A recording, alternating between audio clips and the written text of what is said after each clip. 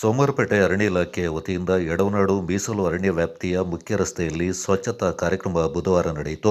ಎಡವನಾಡು ಗ್ರಾಮದಿಂದ ಬೇಳೂರು ಬಾಣೆಯವರೆಗೆ ರಸ್ತೆಯ ಎರಡೂ ಬದಿಗಳಲ್ಲಿ ಸಂಗ್ರಹವಾಗಿದ್ದ ಪ್ಲಾಸ್ಟಿಕ್ ಮತ್ತು ಬಾಟಲ್ಗಳನ್ನು ಸಿಬ್ಬಂದಿಗಳು ಹೆಕ್ಕಿ ಸ್ವಚ್ಛಗೊಳಿಸಿದರು.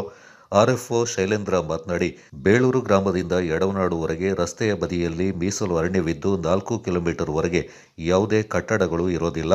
ವನ್ಯಪ್ರಾಣಿಗಳು ಸಂಚಾರ ಮಾಡುವ ಸ್ಥಳವಾಗಿರುವುದರಿಂದ ವಾಹನಗಳನ್ನು ನಿಲ್ಲಿಸುವುದನ್ನು ನಿಷೇಧ ಮಾಡಲಾಗಿದೆ. ಆದರೂ ಕೆಲವು ಪ್ರವಾಸಿಗರು ವಾಹನಗಳನ್ನು ನಿಲ್ಲಿಸುತ್ತಾರೆ, ಪ್ಲಾಸ್ಟಿಕ್ ಮತ್ತು ಬಾಟಲ್ ಎಸೆಯುತ್ತಾರೆ. ಇವುಗಳನ್ನು ಪ್ರಾಣಿಗಳು ತಿಂದು ಅಸ್ವಸ್ಥಗೊಳ್ತಾ ಇವೆ. ಈ ಕಾರಣದಿಂದ ಇಲಾಖೆಯ ಸಿಬ್ಬಂದಿಗಳಿಂದ ಸ್ವಚ್ಛತಾ ಕಾರ್ಯ ನಡೆದಿದೆ.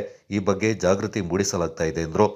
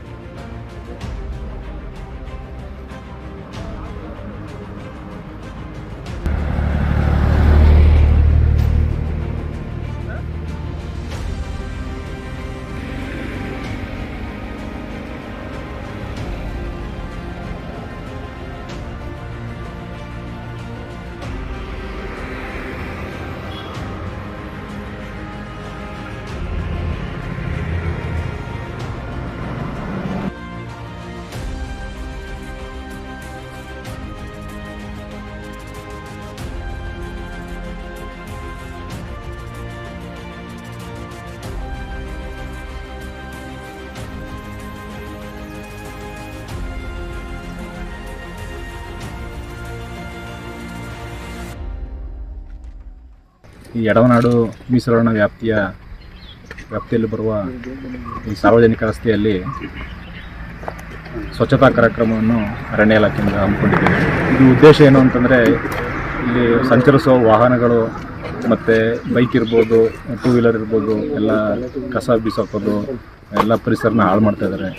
ಸೊ ಇದನ್ನು ಒಂದು ಜಾಗೃತಿಯಾಗಿ ಎಲ್ಲ ಸಾರ್ವಜನಿಕರಿಗೆ ಇದನ್ನು ಅರಿವು ಮೂಡಿಸೋ ಕಾರ್ಯಕ್ರಮದಿಂದ ಇವತ್ತು ನಾವು ಹಮ್ಮಿಕೊಂಡಿದ್ದೇವೆ. ಸೊ ಇದ್ರ ಜೊತೆಗೆ ಮಾಜಿ ಮುಖ್ಯಮಂತ್ರಿಗಳಾದ ಎಸ್.ಎಂ. ಕೃಷ್ಣ ಅವರು ನಿಧನರಾಗಿದ್ದಾರೆ. ಆ ಅವರು ನಿಧನದ ಪ್ರಯುಕ್ತ ಇವತ್ತು ನಾವು ಒಂದು ಮೌನ ಆಚರಿಸಿ ಇದನ್ನು ಸ್ಟಾರ್ಟ್ ಮಾಡ್ತಾ ಇದ್ದೇವೆ. ಸೊ ಇದರ ಉದ್ದೇಶ ನಮಗೆ ಪರಿಸರ ಸ್ವಚ್ಛವಾಗಿರಬೇಕು. ಮತ್ತು ಇದರ ತುಂಬ ಮುಖ್ಯವಾದ ಏನು ಅಂತಂದರೆ, ಈ ಏನಾದರೂ ತಿಂಡಿ ತಿನಿಸುಗಳನ್ನು ಅಥವಾ ಊಟನ, ಅನ್ನ ಸಾಂಬಾರನ್ನ ಅವರು ಸೇವಿಸಿ ಅದನ್ನು ಈ ಕಾಡಿನಲ್ಲಿ ಬಿಟ್ಟಾಗ ವನ್ಯಪ್ರಾಣಿಗಳಾದ ಜಿಂಕೆ ಇರ್ಬೋದು, ಕಾಡುಕುರಿ ಇರ್ಬೋದು, ಈ ಸಸ್ಯಾಹಾರಿ ಪ್ರಾಣಿಗಳು ಅದರಲ್ಲಿ ಉಪ್ಪಿನಂಶ ಇರುತ್ತೆ. ಆ ಉಪ್ಪಿನಂಶನ ಅದನ್ನೇನು ಮಾಡುತ್ತೆ, ಅದು ಪ್ಲಾಸ್ಟಿಕ್ ಸಮೇತ ಅದು ತಿನ್ನುತ್ತೆ. ಅದು ತುಂಬ ಡೇಂಜರ್ ಆಗಿದೆ.